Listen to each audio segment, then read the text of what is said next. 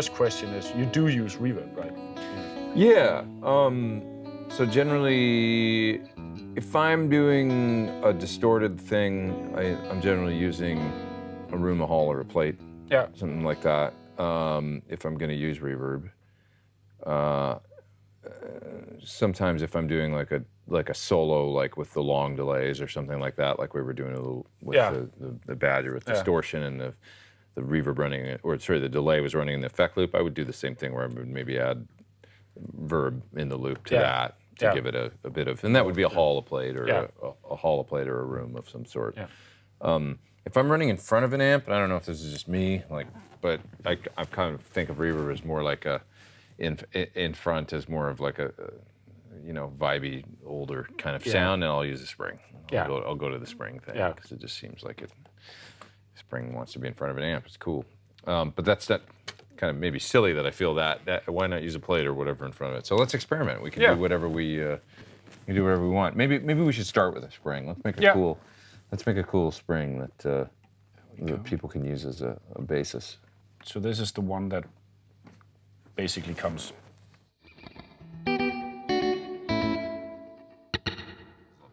Almost like a ton of pre-delay there or something. Yeah. Right? Oh, it's because it's there. Let's see here. So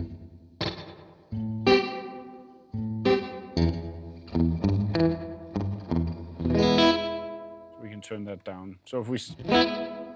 Right. Now it's literally right on.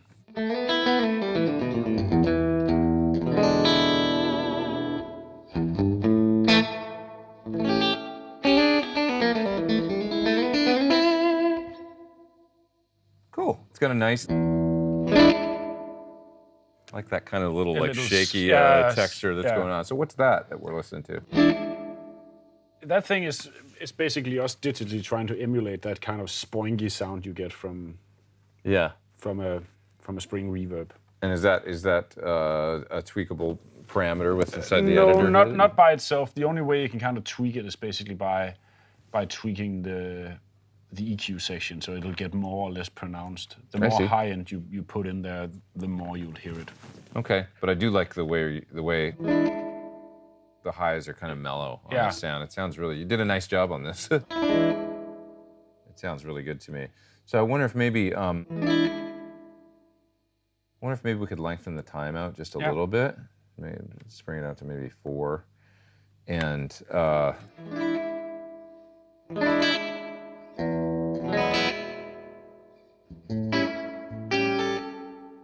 Maybe we should bring the mix back just a hair. By once again, if you do things like, lengthening the time of reverb, I find you got to compensate sometimes by backing down the mix a little. Yeah. Let's maybe split the difference. Like maybe 60 to 9 dB or something.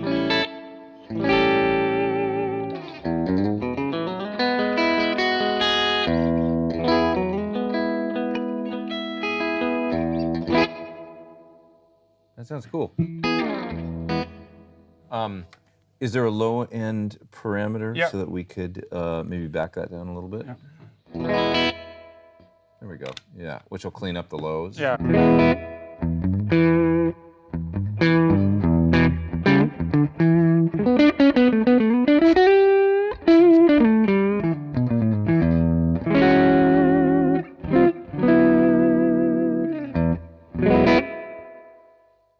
And this is cool because the harder that you hit it, it's going to kind of, that's kind of what I like about springs, is that they've almost got a little bit of that effect I was talking about with running delay in front of an amp. They tend to react in a way that is kind of aggressive when you lay into them. Yeah. That a Hall doesn't do, or you know what I mean? Yeah. And in front of an amp, that's just cool. Let's bring the mix up a little bit more again. Make it a little more prominent.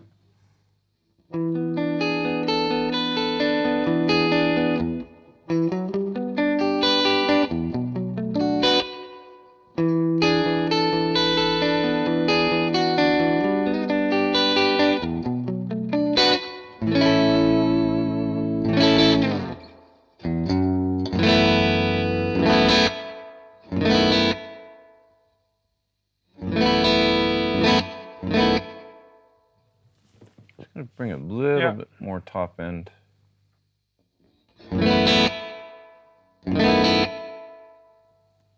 So there are two parts to the top end. So there's like an overall top, and then there's like that kind of shimmery thing that you get on top of it. It's this one.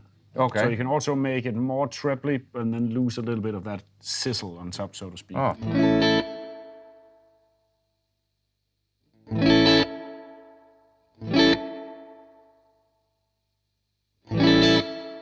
Oh yeah. Yeah. It's almost like presence. Yeah, exactly. Okay.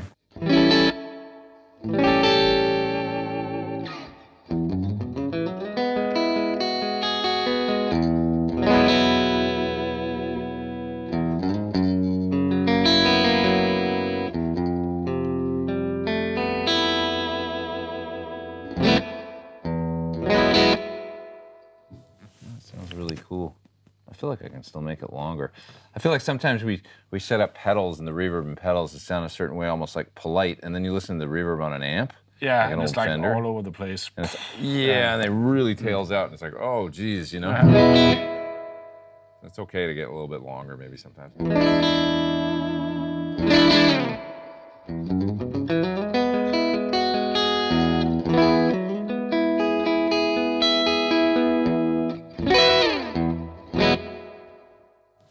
Well, that's a pretty cool sound right there that we got going. Pretty good. I like that. So what do you think about mod on spring reverbs? Like, do you think they actually modulate? Do they? No, they don't. They don't? They don't at all. So I think, to be honest, unless you were in a room where the the walls were actually moving, you'd never have. It's not that it's not a good sound. I mean, Lexicon pretty much built a company on that sound. So it is a cool sound, but it's not a natural. It's not a natural sound. But then again, you could argue that spring reverb is not a natural sound at all because it's not. Yeah, that's interesting. Yeah, but I mean, basically, we have two modulation sections in our reverbs. So there's one that's built into the reverb, and basically, so reverb is basically just a ton of delay lines, like random, short, long, all interweaved together. And there's guys in engineering who can explain what's actually going on a lot better than I could. But the first modulation section, which is inside the reverb, basically pitch bends the individual delay lines. Right. And that gives you a certain type of sound. The second modulation block is actually afterwards. So it takes the entire reverb tail, that whole whoosh, and then it bends that, which is a different kind of sound, more of an affected sound. So I think if you want something subtle and with just a little movement for a spring, you can actually add it in here. Okay. And it won't be as crazy as if you start adding it afterwards. We can try it out, and you can let's give it a go. So maybe if we zero it out for a second with nothing. Yeah. This is nothing. So. Okay. So now we'll add it. And I'll exaggerate it so you can hear that, how it'll sound if. Oh, sorry. Okay. Whoa, those walls are moving. Yeah. I shouldn't have taken all that LSD. Wow. Whoa. So now we can back that down into something a little more sensible. Yeah.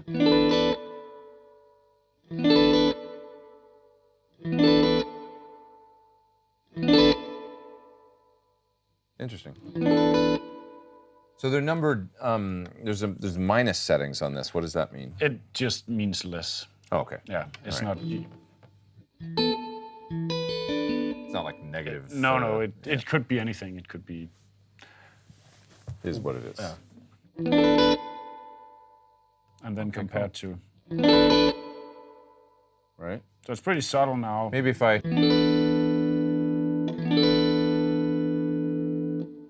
Let's bring it up till the point till we hear it. Like. I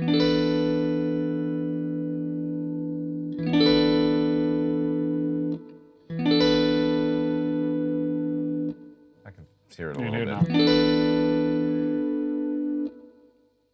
take that all the way up to maybe like +10 or something.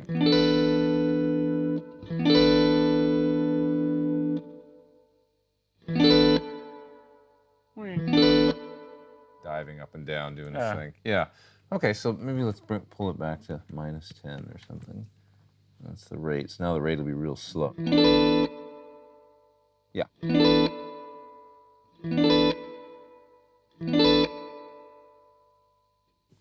But I still hear it with the depth. It's going, yeah. diving. So you can back that down. Weird. So, yeah.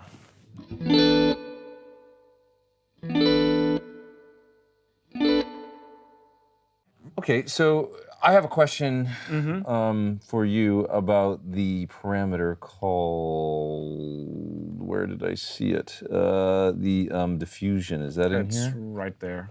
Diffusion, right. Yeah. So what's diffusion? And when would people want to use more or less of it?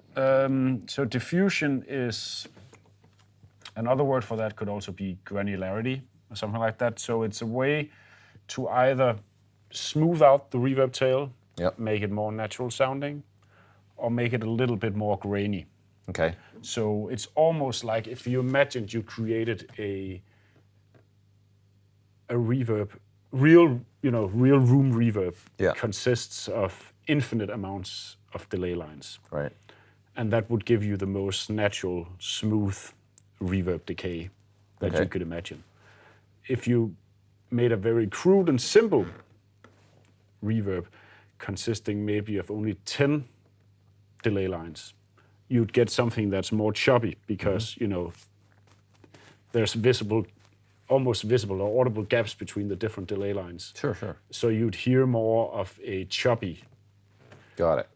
So it's a matter of taste. So if you listen to it here, and it's something, we don't go super crazy with it, but there should be a noticeable difference between this, which is as granular as it can be. You can hear it kind of. Okay. And then. Just smoother. And it's a little tricky on the string because the string in the algorithm itself is already choppy. So if you listen to this on more of like a hall or something that's designed to sound as natural as possible, you'll hear the difference more pronounced than on this one. Okay, so we'll come back to that and look at it on a different... But I mean, I think for something like this, it actually does work quite well with a diffuse setting because... It's supposed to be kind of lo-fi. It is supposed to be kind of lo-fi. Yeah.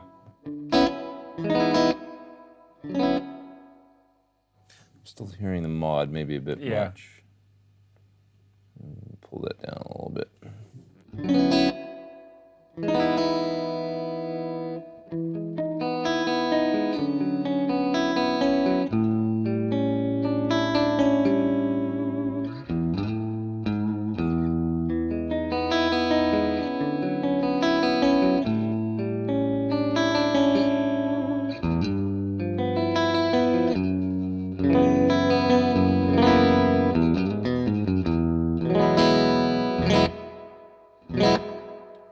Pretty cool sounding spring.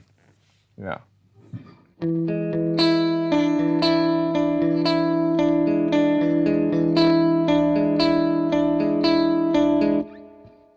it's actually something I actually forgot about that, but on the default, spring, which is the one that we're actually tweaking now, that comes on the pedal. Yeah. We actually have the reverb equivalent of dynamic or docking delay turned on. So it's actually set so that when you play, the reverb is mixed down a little bit, and when you stop playing, it's brought up. So it comes like that? Yeah. So I can turn it off so you can hear the difference. Big difference. Yeah. Gets awfully muddy, yeah. Way more muddy. Let's turn it back on again.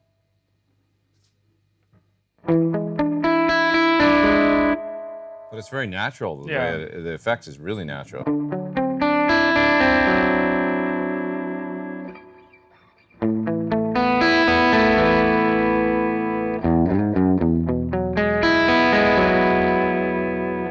That's cool. Yeah, I like it on, actually. It keeps it cleaner when we're playing. Yeah, but you can still get that nice long tail. Once you stop playing, you still get that kind of, you get more of a reverb thing. So it's ducking about negative 12 dB. Yeah. Interesting. So we can tweak that, of course, if you want to. Yeah.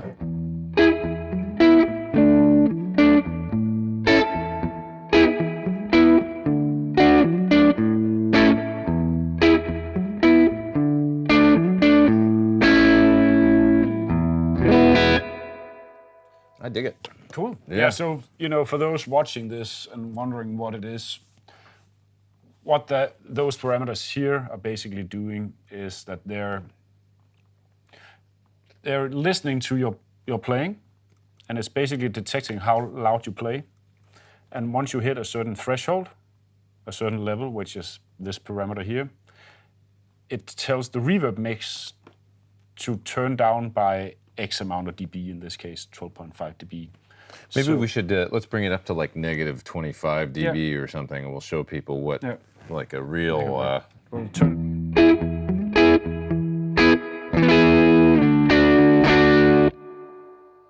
So you can hear when I stop playing, you can hear the reverb come back up. Yeah. Like it's like turning up a fader in the mixer. And then if you go to 0 dB, it doesn't do any docking at all, so you'll hear the... So now it's... Same level. Yeah, so good thing to be aware of ducking. Yeah. The ducking is something that you'll find delays as well as in certain reverb stuff, but that's interesting you guys just program that in on the spring as a... it's cool. Yeah, because I find sometimes, the reason I did it was that I find that especially if you use like... We did it on the spring reverb specifically because when you play like these old Fender amps with reverb in them, because the spring circuit is connected to the rest of the amp. Yeah. When you play hard, the transformer kind of dips everything, and it also ducks the reverb. Interesting. So you can actually, as you said before, you can turn up the reverb on amps quite a lot before you kind of feel that it's getting in the way. Yeah. And I think it's because of that kind of natural ducking that happens. So I wanted to simulate that. That's really cool. Yeah. And then, the last two parameters, you basically set how fast you want the ducking to happen. To kick in once you cross the threshold. Yeah, and once you stop playing, how fast the reverb should kind of rise up again and be louder. And that's the release. Yeah. Yeah. And the release especially is key to get, you want it to sound natural, as you said. You don't want it to stop playing and it goes like all over the place. Right, kind of. You want to swell up gradually. Right. So you're hearing that. Exactly. It sounds very natural. And if you want to get really weird about it, you can actually do the opposite. So you can actually inverse that. So when you play, you have reverb, and you stop playing, it's... Oh, that's weird.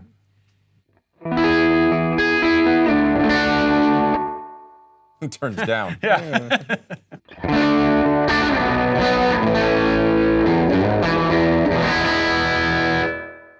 Kind of dampens the reverb, which is kind of a cool sound, actually. And you can do it super extreme. You can put it on like a huge cathedral sound. Yeah. And then you can damp it all the way when you stop playing. So it's like when you play, there's like whoosh, and it's just shut down like a gate. Interesting. Yeah. Shall we demonstrate that? Yeah, we can do that. So let me see here. So if we do this, and we'll just do full on damping like this.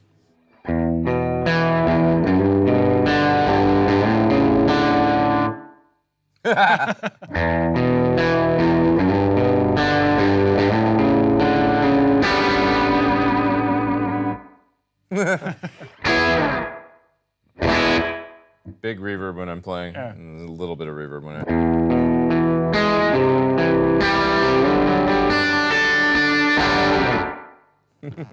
That's kind of a cool sound. Kind of a weird sound, and then if you want to get even weirder, you can actually, if you add a lot of pre-delay, it turns into this kind of really weird slapback kind of thing.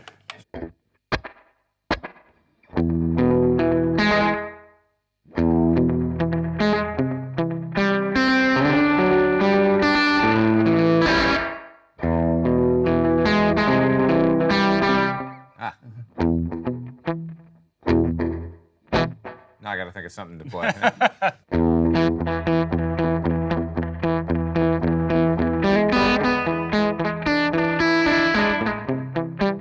It's hard to play in time.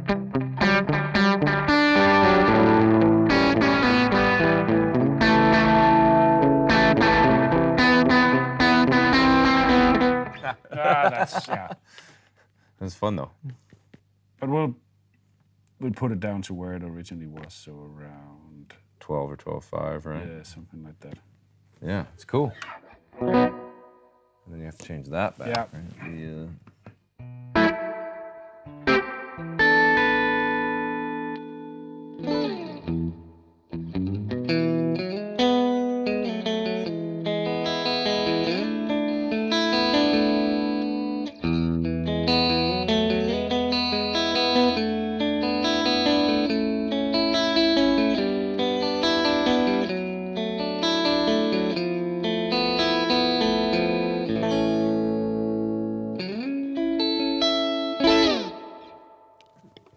Cool. So what would you typically use, like a spring? We talked about it a little bit. Yeah, if I'm doing anything that's kind of like, anything I think of as kind of rock and roll, it's like, that's not some ambient, you know, anything, any kind of like, I don't know, you know, it's got to be anything classic sounding. Yeah. Classic rock. Yeah. Sounding, I would think of that is appropriate for a spring, or you know, if I'm going for something that's more ambient and doing something where it's like, you know, kind of dreamy or whatever, probably not. Although it'll work for that too. Yeah. Reverb's funny. It's kind of like more like, I feel like I could kind of make a plate work or a hall work. Or, I mean, obviously, if you want it to sound like I say, like old time rock and roll or something like that, it's got to be kind of that spring. Yeah. If you want it to sound like a, for lack of a better, like a Fender amp. Yeah. You know, that type of, you know, it's you better go with the spring. But I can kind of make a bunch of different reverbs work and kind of dial them in. Yeah. You know what I mean? Yeah. Be it a hall, a plate, a room. Spring is a specific thing, I suppose. You know, it's always got that boing in it. Yeah. You know, that kind of like.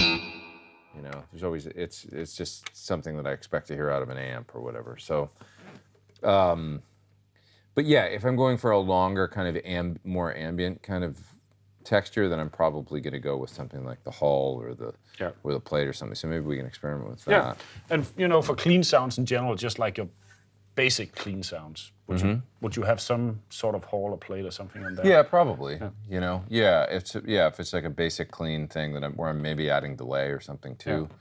Yeah, I mean, I generally I'll listen.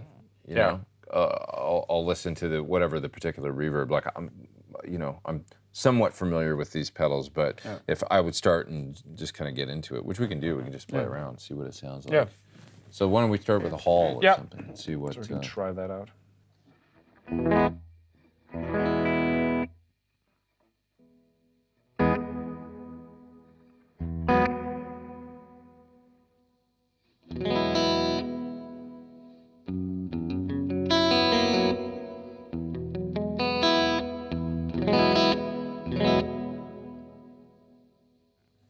So it's nice. It's got a lot of low end, I feel like. So maybe if I bring it up, does it go down? You have to bring it down to, Yeah.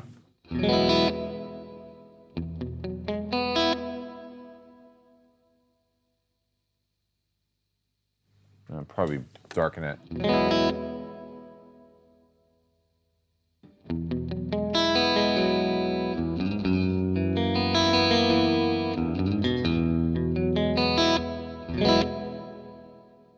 So when you're listening for this, is there anything in particular you're listening for? I listen to the tail. And I love it when I hear it like kind of warm and sound natural. I guess for if I want somebody to sound like kind of for a clean sound, I want it to be pretty or something. The granular thing you were talking about, I don't like hearing that. So I would probably raise the diffusion, you know, and try and make it sound expensive. Yeah. I like the tail to be really smooth, you know. So I'm listening to the tail and, you know, I like the warmth and kind of the natural thing. So this is kind of generally what I do with reverbs. I listen, I go, is that exactly what I want? And this sounds good to me, but I would probably save this and then move along to the plate or something and listen, you know, and find the. So you've got two different pre-delay parameters here. Yeah, it's because there's a toggle switch. Oh, for the switch. That allows you to have a short one and a long one, depending on what you what you want to achieve. Oh, that's interesting. Okay, so right now we're on the short setting. So if I want to listen to the long, I can just flip it? Yeah, just flip it down. So sometimes what I find is that with pre-delay, it can be helpful, especially if you're playing more notes. Yeah. You know, if you're doing something where it's more, you know, where it's maybe arpeggiated or something, you don't want it to get in the way and the mix is pretty high, the pre-delay will separate the initial attack. It lends clarity. Yeah. For people that don't know what pre-delay is, it's basically when the reverb starts. Yeah. You're giving it a second before the reverb kicks in. We can turn it all the way up. That would give people a good idea. Right. Yeah. So it's delaying the onset of reverb by a certain amount of milliseconds.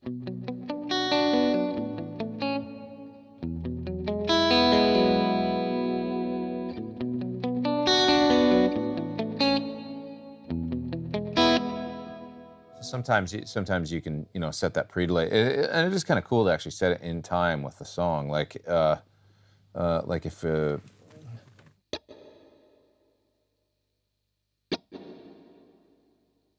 can just,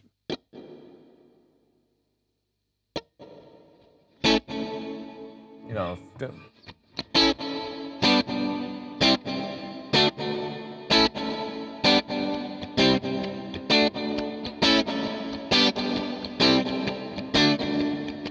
That kind of thing. Cool. You could get a part going with the pre-delay, some kind of part. I don't know what it would be, but something like that, you know.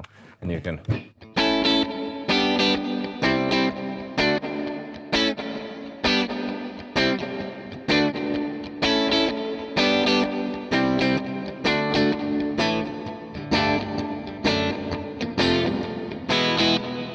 can kind of play in time with it. Then it almost becomes like starts feeling a bit like a delay or something if you do that. So that can be fun.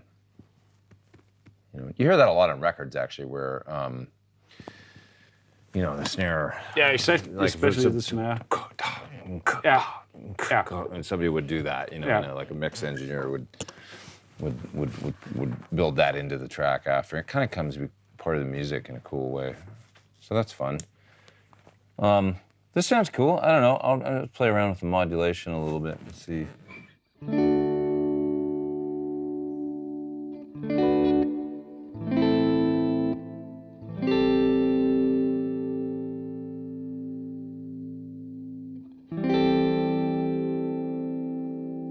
Crank it way up, see what it does.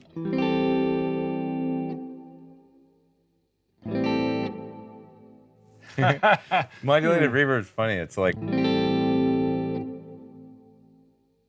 you know, you really hear it when you stop, you know, but when it's going, it can be more difficult to hear, so. Be careful with your modulation parameters on a reverb, because you'd be like, why is my track sound out of tune? Yeah, because it's not quite as obvious as with modulated delay, exactly what's going on, but.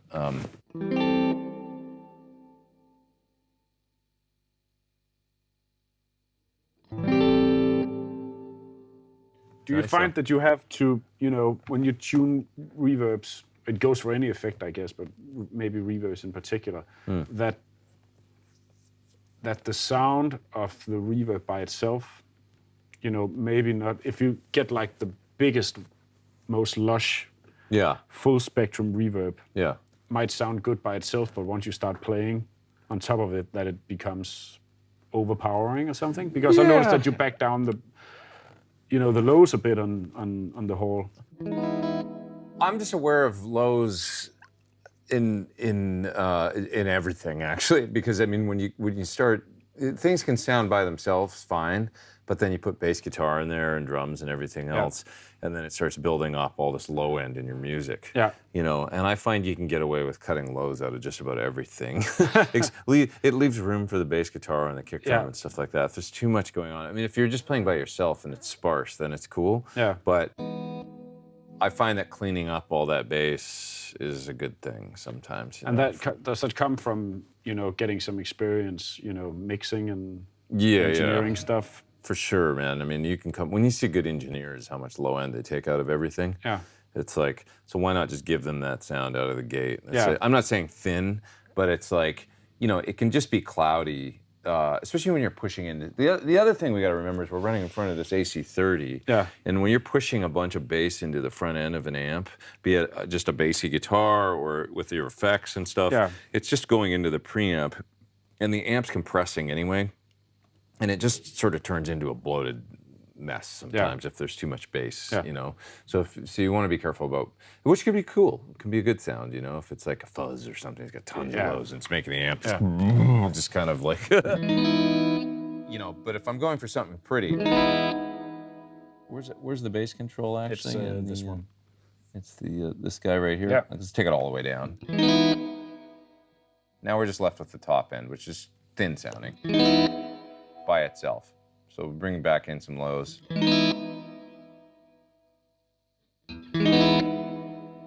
That's probably enough. You know, you kind of warm it up to the point where it's like, okay, but if we turn this up all the way, this bass parameter,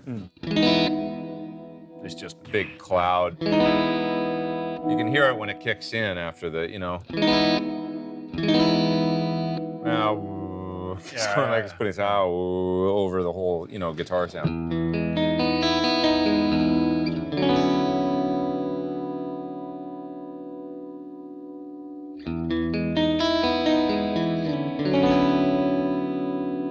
Now it's not clouding up the entire guitar sound, whatever your part is, you know. So I just find that building that clarity into your tones can be a really good thing, because it's just going to be stuff you're going to try and EQ out later anyway in the mix. It's like, well, that guitar is not really clear. It sounds kind of bloated, you know. So.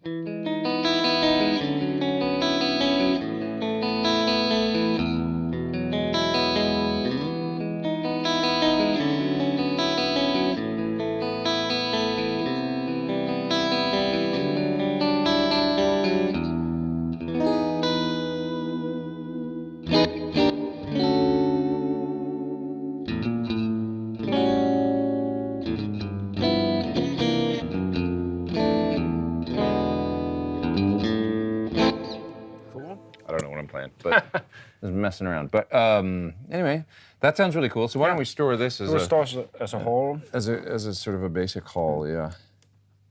There we go. And then we can listen to, should we listen to the plate? Do the plate one? Yeah. Plates to me always generally sound a little brighter, a little more, yeah. Brighter, a little more like, you know, they have more edge. Which is why sometimes we should explain to people that actually what is a plate reverb, like a real plate. Yeah, so it's one of the first ways of actually creating artificial reverb. Right. So it is literally sending your audio signal into this chamber where there's typically like some kind of sheet metal. Right. Could be brass, could be something thin. It's a big plate. Yeah, right? It's a big plate of metal that basically vibrates when you set sound into it, and that basically creates the reverb sound. So when did they originally recording studios, right? I think they started out in the 50s or 60s, pretty early on. Yeah. And I think up until late 70s, early 80s, maybe even a little later, it was all either done through spring reverbs, and especially in studios, you'd have plate reverbs because they sound more natural than spring. So if you wanted anything, if you want the shy of, you know, renting a church and playing drums in there, if you wanted like the most natural sounding reverb you could get in those days, you'd pick a plate reverb. Right. I mean, some studios had chambers or whatever, right? But if they could, you know, it had to be an absolutely massive place to actually have who's got room for a big physical room that actually creates reverb. Yeah. You know. And even some of those plate reverbs were pretty big. I mean, compared to this. Really big, right? Yeah. I mean, you needed a room anyway for the plate. Yeah. Yeah, big giant plates. Yeah. So. And there's some pretty classic recordings. You know, we talked about, spring reverb. You know, we all know, classic songs that feature spring reverb, whether it's like surf music or, Albert Collins or, there's tons of guitar players who use spring because it came in the amps. Right. Whereas plate, you'd never catch a guitar player with a plate effect, like literally on his board or whatever. It would take off way too much. But, if you think of, classic recordings, Yeah. Early Van Halen is a good example of guitar with spring reverb. Oh, sorry, with plate reverb on it. Yeah. It's funny because I've heard some people say it was plate and other people say it was a chamber. Oh, that could actually be. You know what I mean? Yeah. So I don't know what actually. I'm not sure we have to go on the internet and research and get down to the because it was Sunset Sound. I mean, I've been in that room where it was done. Yeah. But I'm not even clear on whether or not it was a could have been a chamber. Yeah, I'm not 100% sure, but I've heard different varying accounts of. So we you got to ask Eddie. Maybe he doesn't know. Maybe it's just something the engineer did without. Yeah, I mean, I think it was a thing that they just. I want to say it was a plate, but then I've heard other people say it was a chamber. Yeah. So I don't know. Sunset Sound, but anyway, it sounds like a plate to me. Yeah. But like a really nice warm plate. Yeah. Yeah. Yeah, with a pretty long tail, Yeah. actually, because that's the other thing. Could you manipulate on a real plate the decay? You couldn't, right? Because no, I don't think so. I think the only way you can do it is kind of the same way that you did it on some of these old spring reverbs, where it's not like you have a real decay, but you have an input signal and an output signal. Right. So you can choose how much you send in to the plate and how much you get out of it again. So in a sense, you had sort of a mix. You're like driving it. Yeah, so you're driving it harder, which will cause it to reverb more. Yeah. And then on the outside, you can choose how much of that you actually want to send back into, to mix with the rest of your signal. Right. But because it's a physical thing, it's way different than what we do here digitally, right? Sure. So we've got way more control, essentially. So it's kind of, their plate reverbs to me are quite realistic sounding. They have a bright kind of quality to them, to the tail. It's sort of like a room to me, but maybe brighter and a little less natural. I don't know, So a slightly artificial quality, but.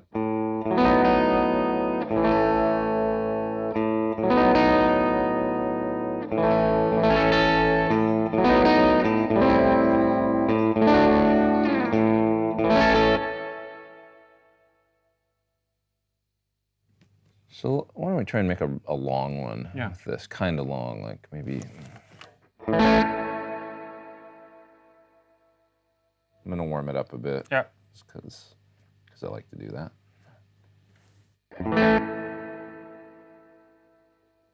And pull the lows down a bit, just clean it up a bit. So with the diffusion, let's see if we can hear the granular thing when we bring up diffusion.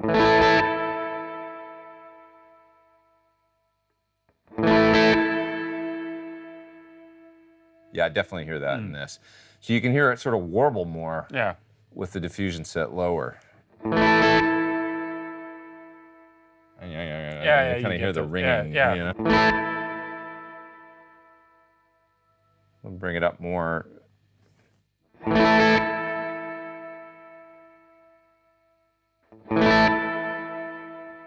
And for sure, it smooths it out a little bit. This we have the pre-delay set really long, so maybe we'll bring this back down around 100 for the long setting, and the short 50 sounds good. Now that I've set the diffusion a little longer, I'm going to brighten it up again a little bit.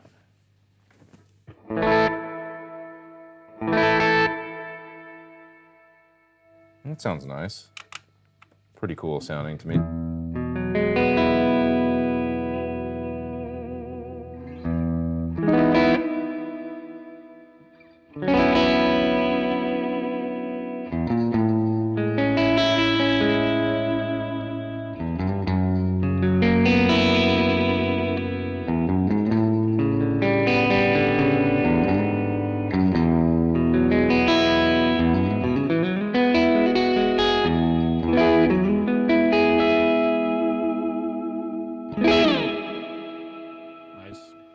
I mean, it's really wet right now, but it's cool. It's like where's our mix control? It's over on the router section over there, and then the effects level. This guy. So we'll pull this down maybe a little bit.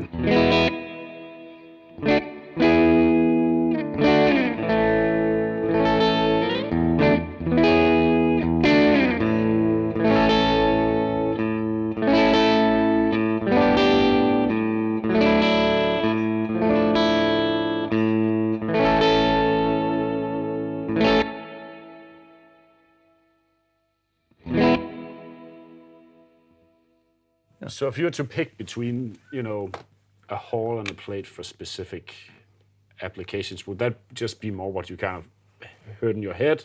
Or do you have more like, I always use plates for when it's this sort of stuff. Instantly, just listening to these right now, right? Yeah. The room has a little bit more of a darker, more natural sort of quality. So if I want the delay to be less noticeable, the reverb to be less noticeable, less apparent, I might go with the hall. Yeah. But the plate, and this right when we pulled up, it sounded like what I thought a plate would sound like as opposed to room. The plate's got a little bit, it's a little brighter, it's a little more just in your face. So, if I want to play dirty rock guitar or something and I want the reverb to be like apparent, to like kind of more to stand out a bit, I would probably go with the plate. If I want it to be a little bit more in the background and just be kind of ambience that maybe, within a band context, you would notice if you turned it off, but not necessarily, you know what I mean? Like one of those, then I would go with the room. Yeah. Yeah. So that sort of thing. It just depends. And this sort of just reinforced that, like messing with them here, Now that we can show people, like, if we save this, save this one, and then we can go between our two different presets within the context of playing something. Now it's the plate. Okay, so now it's the plate. Then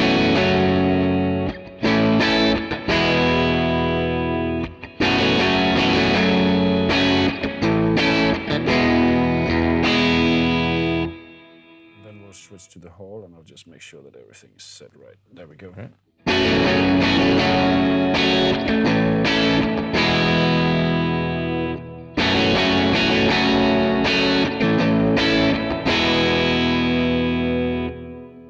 You can hear it's darker. I mean, they're both, the hall's still pretty loud right now. Maybe if we let's pull the mix down on our hall, because I think the other one was at -12 or so. Yeah. Let's do that and restore our preset. Then we'll do a little bit more apples to apples. Yeah, so we'll start here maybe. You're gonna hear that the hall is just darker and sort of sits in the background a little more, and the plate's a little brighter and more apparent. There we go. Yeah. Okay, so.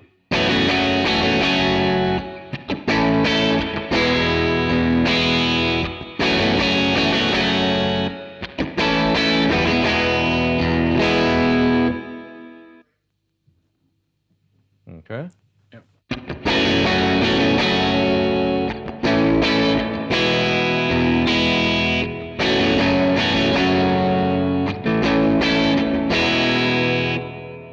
It's almost like the hall is cloudier too at the same time. It's just not as bright and in your face, but it's also sort of it fills up the bottom end and stuff, and we've got the low end cut on this, so it's just kind of the character. It's a little darker, it's a little warmer, the plate's a little brighter, and maybe a little less sloppy in the low end. Yeah, I don't know. It's a little tighter, a little brighter. This one's a little warmer, darker. So depending on what you want to do, I don't know. I would just listen probably in the context of a track or something and decide which one I wanted to use. And if you had to, again, back to this idea that you had just a more of a simple pedal board. Yeah. That's like one reverb pedal. Yeah. Would you switch between songs, or would you just find like one setting and be like, that's my reverb and leave it on? Realistically, it depends. If it's a simple pedal board, I'm probably going to leave it on. I'm probably going to have like and this is kind of what you guys do with your TonePrints. I would probably have a spring, a plate, and then maybe some kind of affected thing, or a spring, a hall, and some kind of affected thing, be it the Shimmer or whatever type of reverb. But I would have my basic sort of old classic rock reverb, which would be the springy thing, and then I would have the plate or the hall for more of a kind of the natural studio sort of setting, sort of sound, and then I would have like my affected thing or something. And how much reverb do you really need? Yeah, at the end of the day. Yeah, for most of us, it's like some combination of of those three things. So, and also it depends, once again, just like we did with the delay, whether you're running this into an effect loop or the front of an amp. Oh yeah. Because remember when you're running it right now, we're plugged into an AC30 that's on about 3 or something, and it's distorting a little bit. Yeah. I mean, if I lay into it, so that's accentuating the reverb and blowing it up a little bit into, we put this into the effects loop with, say, the Badger, it's going to be more subdued sound. Yeah. So. And aside from maybe the mix, let's say that it was running in the loop of an amp and you wanted to use it more for like a solo kind of thing, would it be the same sort of settings for say the hall or the plate, or would you tweak things radically different? Aside from the mix, no, probably not. I don't get as much into it as I do with delays. I probably wouldn't tweak it that much different. I'm looking for the same things. If I notice it clouding up low end and stuff, I just instinctively start reaching for the low cut and start cutting down that stuff. Yeah, but other than that, it's all about just kind of. I find like with reverb, it's funny because you kind of have to be when you're playing out, the room's got reverb. You know, or if you're playing in an arena or something, it's got a big old reverb. So reverb becomes less apparent in those settings. You know, so it's kind of like I almost use reverb more for a like it's like I want that specific springy boingy sound on a song. You know, rather than like. Does that make sense? Like, so it's more when you want that specific effect rather than just, you know, more of the... On all the time. Yeah, especially if you know, I guess if you play live and there's a big PA and everything, you know, the sound guy will probably add some reverb to a lot of the stuff anyway, right? Yeah, it depends. I mean, I don't know how much on guitar. No, probably not. Probably not, but... you know, it just is an effect that tends to get lost a little bit easily, and the bigger the place you play, that kind of thing. So when we start talking about the more effective kind of reverbs like Shimmer and stuff, then that starts to be kind of a more, you know, a thing where it's built into the sound a little bit more. Maybe you came up with a part with it like that, where it's doing some kind of angelic thing on top of whatever you're playing. That's different. But otherwise, it's an effect that I guess I could say like live I actually use it sparingly. You know, and I reserve it for those specific moments where it's like if I want a certain, you know, certain effect, like I say, the boingy spring or something, and then I'll use it. So you would also a lot of times just not have reverb on at all? Yeah, that's true. Yeah, I don't use it all the time. I probably use delay more, to tell you the truth. But probably a lot of guitar players are like that. You know, unless you're doing like you said. You know, you're playing like the specific and that would be one of those instances where we got the I guess the spring one. I mean we could call the spring up and you know do the I would probably turn up the mix for that, but you know it's such a part of that music that you kind of gotta have it on for that stuff, you know. But other than that, it's something that I kind of tend to use more sparingly. You know, I love it if I'm doing like some kind of ambient, you know, if I'm playing, you know, something where there's a big old like, let's bring up that plate again for a second. And so, you know, if there's a certain song where I'm.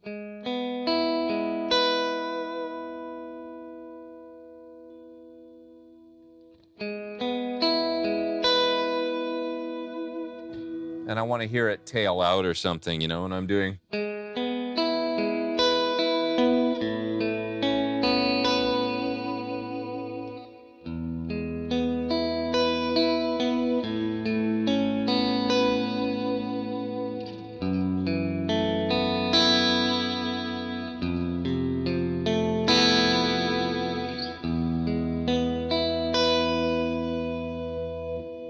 I might even use more and add more decay or something.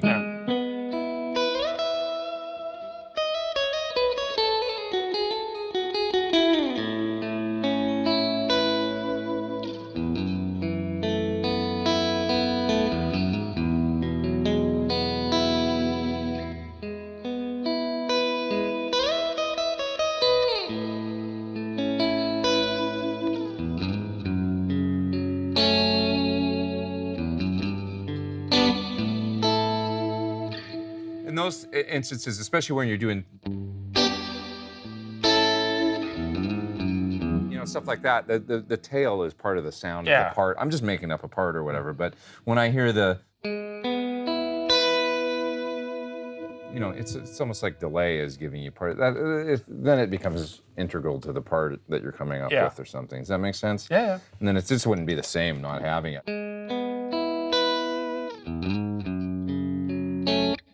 Way more boring, so I probably blew out our preset here. Oh, that's okay.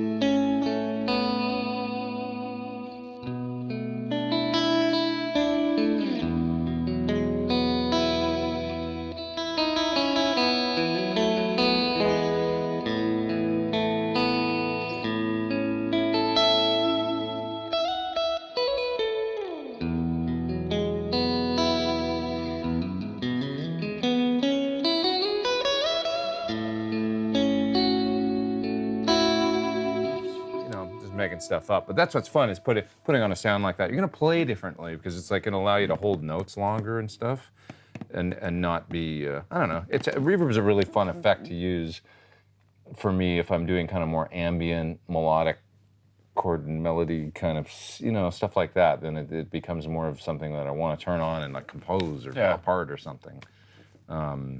I guess in the same way, reverb and delay are like, cousins or whatever. They're just really fun for coming up. Like the edge, I mean, all those parts that it just wouldn't have happened without the delay. And so for certain players, maybe the surf music wouldn't have happened without the reverb. Without that sound, no. Yeah, it's just a part of that music, So I think, I guess maybe for players now, like that are doing the modern players or whatever, and using the Shimmer stuff or mod reverb or stuff and getting kind of extreme with it, it just becomes part of the sound. Yeah. So, I'm just a tinkerer. I mean, with stuff like this, I would, if I was making a demo of this pedal, that's how I would start, whatever I was just doing right now.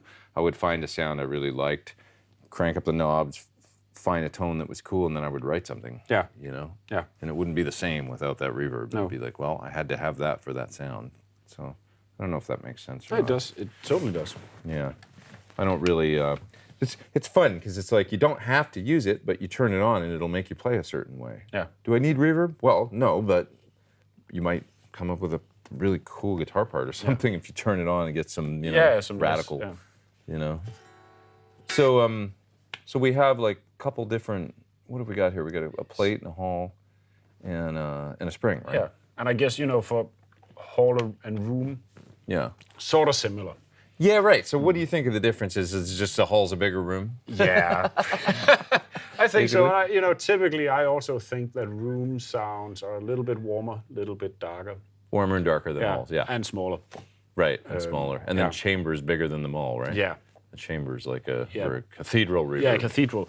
And typically, if you really get nerdy about that stuff, typically, cathedrals are made from stone and marble. Interesting. Hard surfaces that would typically reflect more, so you get longer decays, but you also get more high end because there's no wooden panels or carpets or anything to kind of absorb some of those high end frequencies.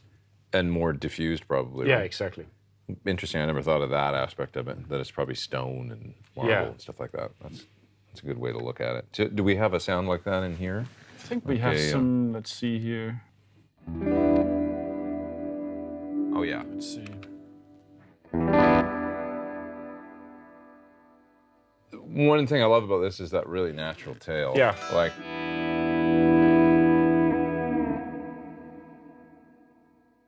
It's not grainy.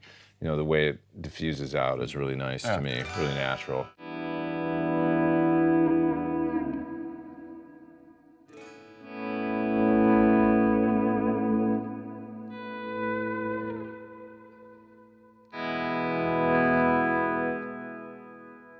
Really nice. And we could probably even make that more so by turning up the diffusion, right? Making it.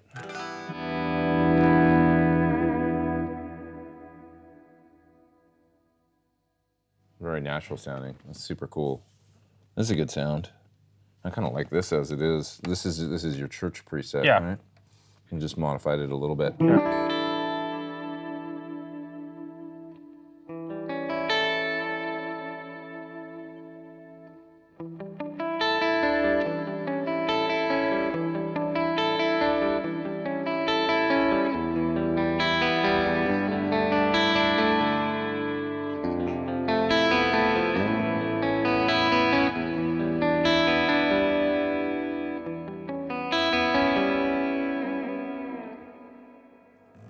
It's a beautiful sound. Cool. Yeah. Cool. So, all right. So we've got rooms. We've decided that rooms are darker and smaller. Halls are a little bit brighter, but not too much. And churches are bright, but with a lot of diffusion. Or church or cathedral, right? Because we're thinking about hard surfaces and stuff like that. But it's a lot of delay lines, infinite delay lines, but just stacked and stacked. Yeah, sounds expensive. Yeah, and I guess you touched briefly on like I don't want to say the last because obviously there's tons of different types of reverb out there, but the last one you could say is more like that super affected kind of modulated, shimmery kind of thing. So we should look at that. Yeah, I think we could, as you said, it's more the kind of thing where you tinker around and you find a cool sound. Yeah. That you like, and then, but I think, in terms of the editor, it's cool to give people some ideas of what they can actually tweak to kind of get some of those sounds. Maybe we could start with, didn't I make a TonePrint? You did. Do we have that? We can't load that. We can load it, but people can't see it because we disguise all the artist TonePrints. Oh, okay. But we can find some of the ones that are in here to begin with. This might be a starting point. Just this.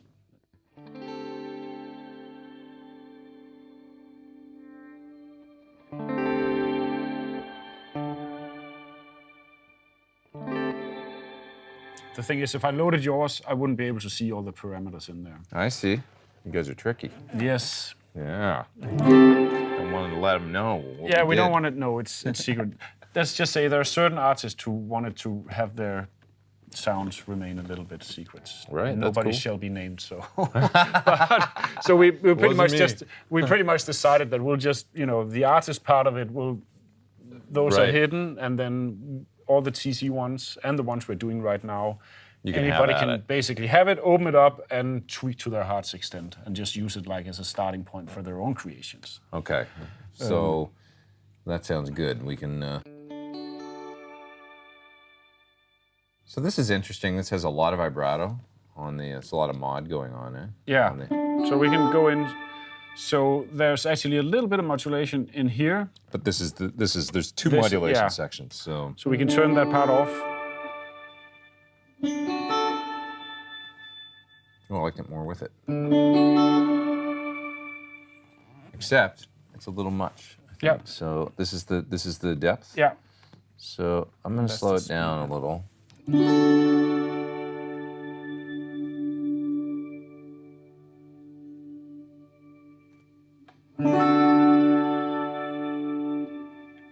And where's the mix of the shimmer? That is over here, the router. I like shimmer reverb, but... So it's this one. This is just the shimmer? This is the amount of shimmer that's being sent back into the reverb engine. Okay, so I'm going to turn it down a little bit.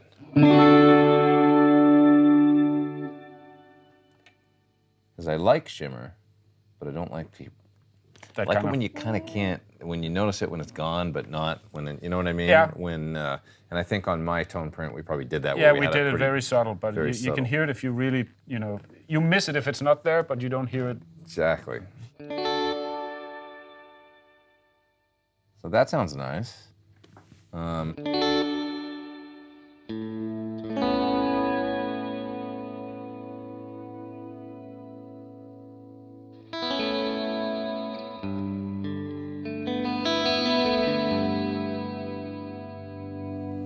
That sounds really nice to me because you don't perceive it as like.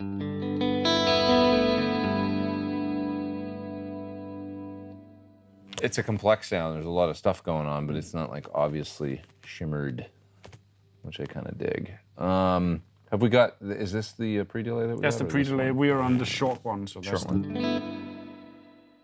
That sounds pretty good to me. So if you want to make it, once again, an interesting thing is with the shimmer, if you want to darken it up, you're going to hear less of it, right? Yeah. So if we pull the high end way back, make it less apparent. If you open the high end up,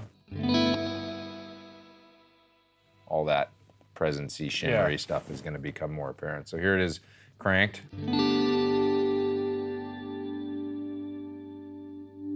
And dialed back. Yeah. You can darken it up to the point where it's not really. So it's another way to mix it, basically, and kind of mask it if you need to.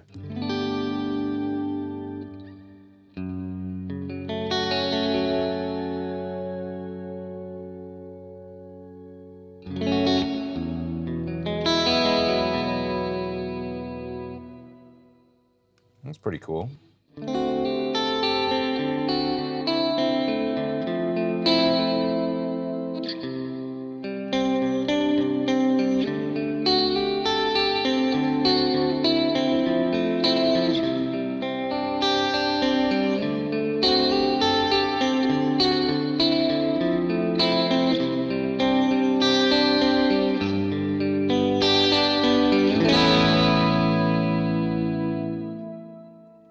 bass. Yeah, cool. I like that.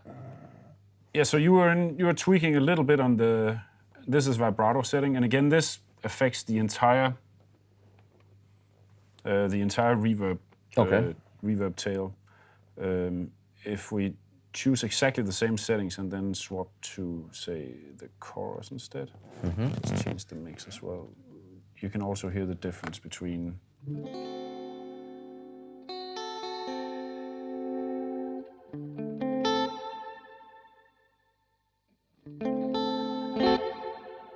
This is chorus now. Yeah.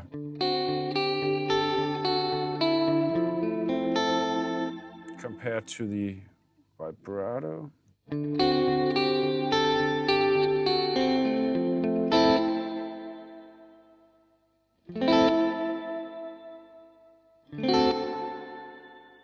Okay.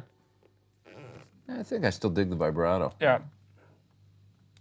And the last one, well, there's obviously all the mesh and all this stuff, but the octave is the last part, and that's probably it's probably one of the trickiest, in terms of messing things up in the editor. That's probably one of the ones where you can really you can get into trouble. Okay. Well, let's talk about that a little bit. But we can talk about that a little bit. Yeah. Because obviously the easy way to get more or less of the octave effect is by going to the router section and then just controlling the octave to effect. Okay. So you backed it down to minus 16 dB. I'll just turn it all the way up so people can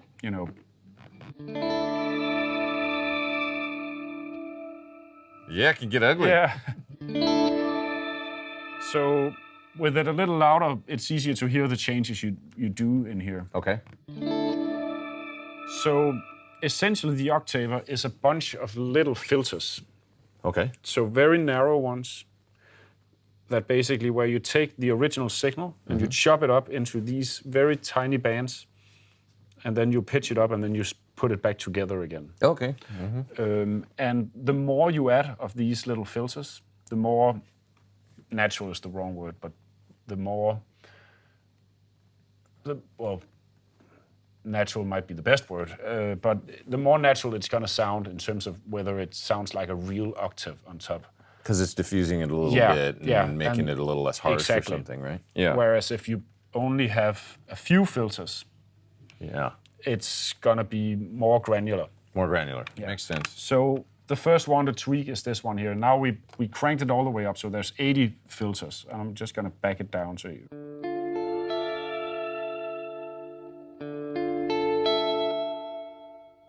It gets quieter too, because there's not so many of them.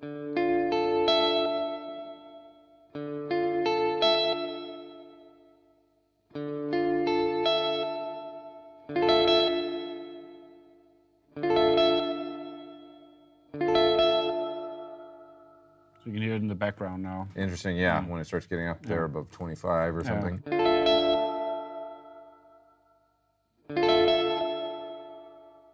Huh.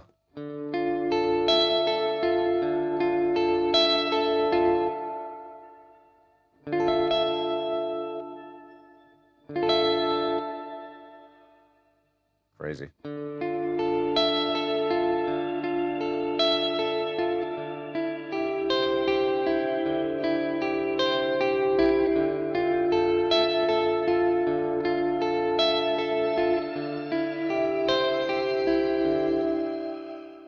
Right.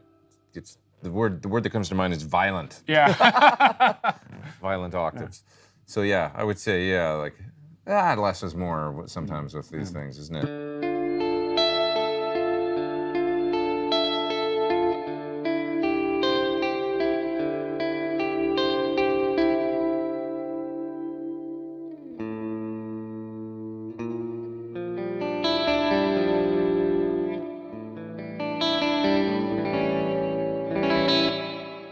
And there's actually also a built-in high cut in here because, as you said before, if you do crank it up, then you can back down the high cut. Yeah. So if you bring the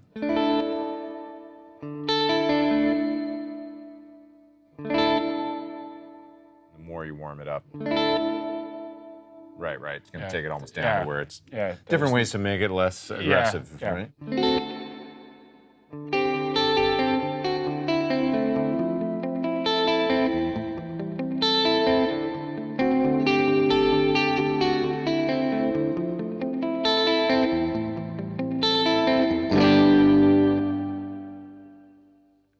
So now you can just hear it slightly in the background. Yeah, it's cool.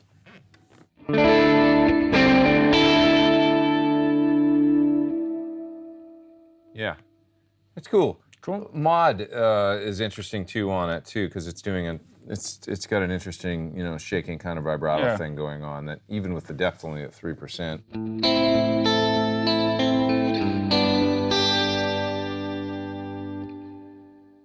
Sounds really cool.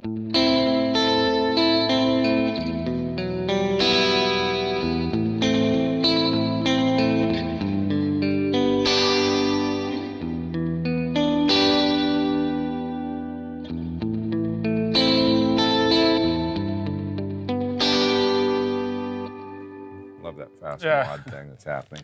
Cool, so we'll store that as well. Yeah, this is a nice sound.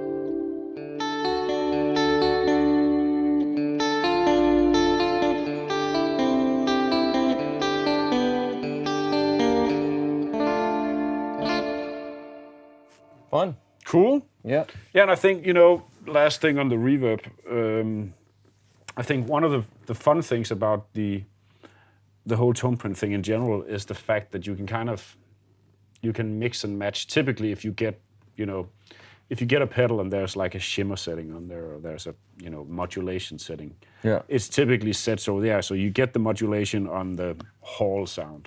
Okay. Or you get the shimmer on the cathedral sound, or whatever it is. Yeah. But all the different sections inside the editor are totally independent of each other. So you can add modulation to, you can do like weird modulation to a spring reverb, or you can add, you know, octave shimmer stuff to a plate reverb. Any kind of combination of stuff that you want to do, you can actually mix and match those. So, oh, I didn't know that. No. So when you're on the plate, you still get all those options for you shimmer. You get every single option is there. Oh, wow. So you can kind of create a multitude of different... I didn't actually even realize that.